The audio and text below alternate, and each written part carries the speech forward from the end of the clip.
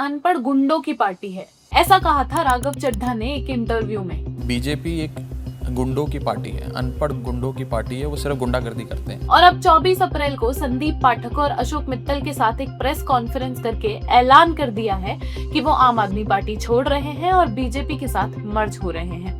ऐसा करने वाले वो अकेले नहीं हैं, उनके साथ आपके कई और राज्यसभा एमपी जैसे कि हरभजन सिंह, राजेंद्र गुप्ता, विक्रम साहनी और स्वाति मालीवाल भी इस मर्जर में शामिल हैं। इनका कहना है कि मैंने आम आदमी पार्टी को खून पसीने से सींचा और अपनी जवानी के 15 साल दिए, लेकिन अब वो पार्टी पूरी तरह अपने प्रिंसिपल्स, वैल्यूज और मॉरल्स से भटक गई है।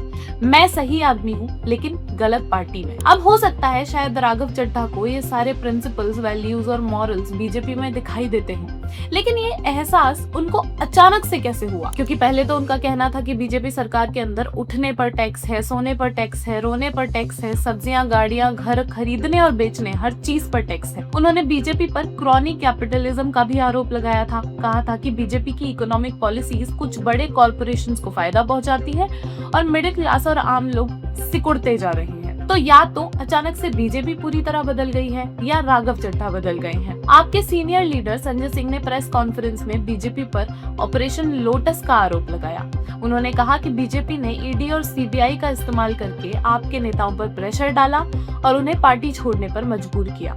उन्होंने कहा कि ये पंजाब की जनता के साथ धोखा है। मनीष सिसोदिया ने इसे गहरा धोखा कहा। सिंह ने यह भी कहा कि इस दल बदल का असली टारगेट पंजाब में भगवंत मान की सरकार को डिस्टेबलाइज करना है, क्योंकि पंजाब में अगले साल चुनाव है। अब नेताओं का पार्टी बदलना और खासकर बीजेपी ज्वाइन कर लेना कोई नई बात नहीं है। ऐसा हमने गोवा, मध्य प्रदेश और महाराष्ट्र में भी होते हुए देखा, लेकिन राघव चड्ढा खुद इसकी आलोचना करते रहे हैं। उन्होंने तो ये तक कहा था कि ऐसी कोई रकम नहीं बनी है जो उनको खरीद सके। आज तक वो रकम नहीं बनी और वो शख्स पैदा नहीं हुआ जो राघव चड्ढा को, आम आदमी पार्टी को या अरविंद केजरीवाल को खरीद ले। तो फिर अचानक से उन्होंने ऐसा क्यों किया?